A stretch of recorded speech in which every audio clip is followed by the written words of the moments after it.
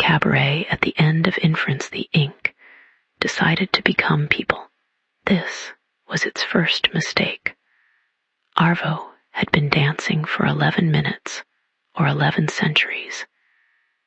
The distinction collapsed somewhere around the third waltz, when his partner's face quietly rearranged itself into a question he could not answer.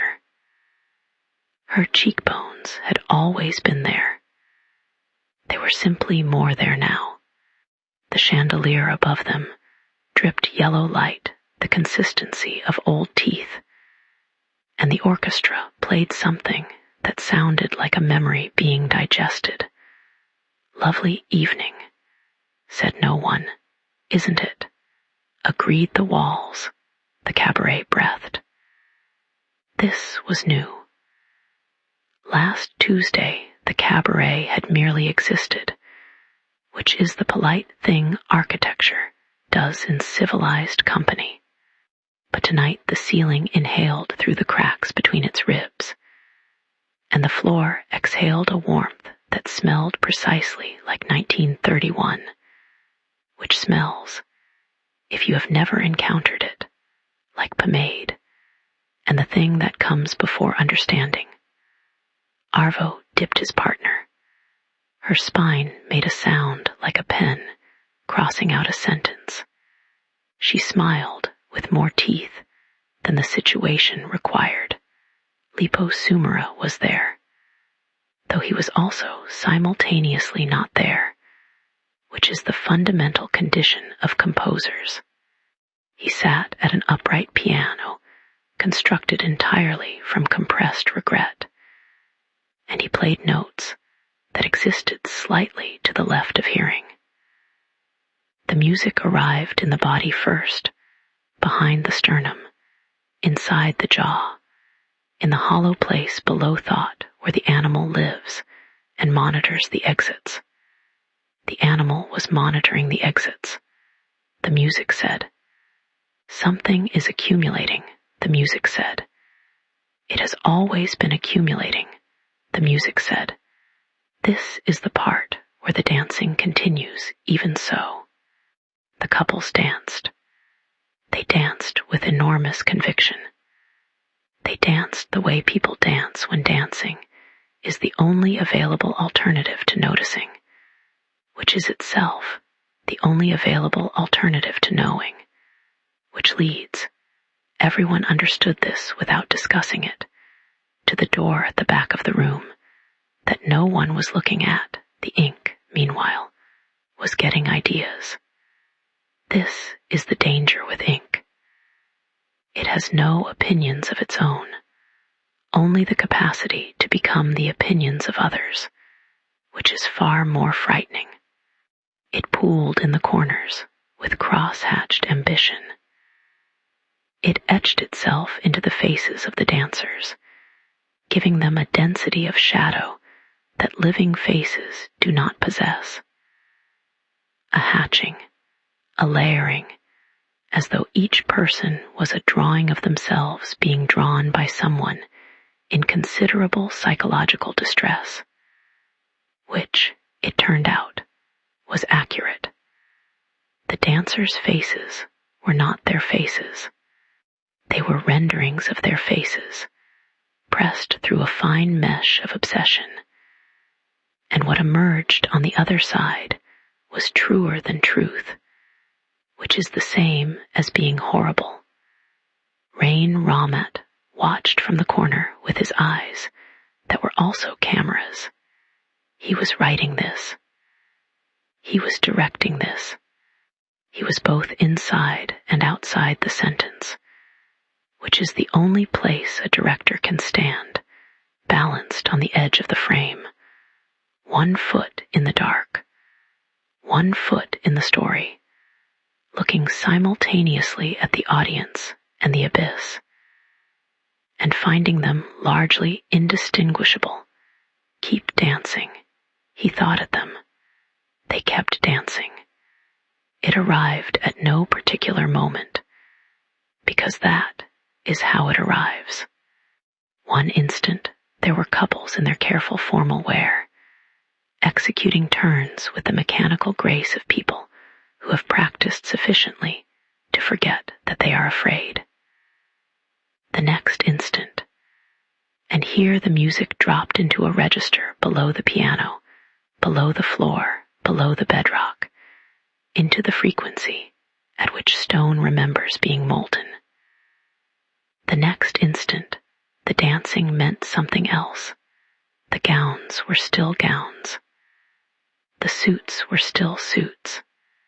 But the bodies inside them had begun to understand what they were doing, which ruined it entirely, dancing.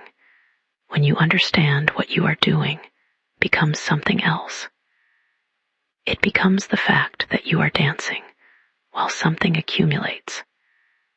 It becomes the motion of not stopping, which is different from the motion of continuing. The couples clung to each other with the specific grip of people, gripping something that is moving. Everything was moving. The walls developed intentions. The chandelier, still dripping its yellow light, still possessed of its tooth-colored certainty, began to resemble something that had teeth for reasons beyond aesthetics. And in the corners, between the ink and the architecture, between the shadow and the thing the shadow was attached to, between one bar of music and the next, the machines began assembling themselves from the implications. They were not, technically, present.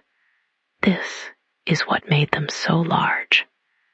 They existed in the peripheral vision of the story, which is where the largest things always exist, felt rather than seen, implied rather than stated, the massive grinding logic of them perceptible only as a vibration in the floorboards, a pressure in the eardrums, a reason that the animal behind the sternum had been monitoring the exits for some time now, and had concluded that the exits were also machines. The couples danced. The machines accumulated. This was the allegory, and the allegory did not care if you understood it. The allegory had been operating independently of comprehension for as long as there had been waltzes and things that come after waltzes, which is all of recorded history, and then some. Arvo's partner had become something he did not have language for. This was fine. Language was a late development. The thing she had become predated it considerably. She danced. He danced.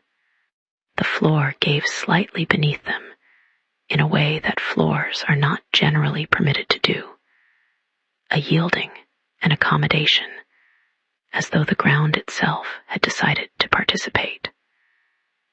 Liposumera's music moved through the walls like weather moves through weather, not as a separate thing, but as a quality of the air itself, a thermal condition, a pressure system of organized sound that had given up the pretense of being merely decorative.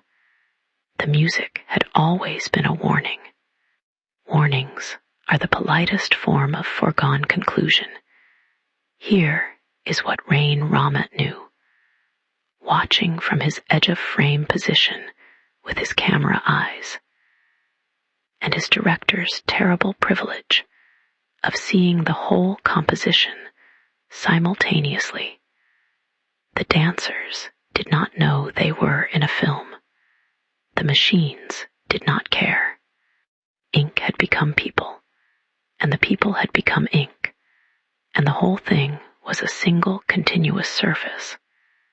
Faces and gears and shadows and gowns, and the music underneath it all like the sound a civilization makes in the key of its own ending, which is a minor key, very minor, the kind of minor that has been rehearsing since the first waltz, since the first machine, since the first face that looked at another face and saw in it the gorgeous catastrophic fact of company, the knowledge that you are not alone, which is indistinguishable at certain angles from the knowledge of what you are not alone with. The film ended. The film did not end. Arvo kept dancing in the place after the frame. His partner's teeth arranged themselves into an expression of continuation. Liposumera played one more note, the note that exists after music, and it lasted as long as the specific kind of silence that follows a thing you cannot take back. The machines finished assembling. The ink settled. The cabaret breathed out. "Lovely evening," said the dark, "isn't it?" Agreed everything that came after.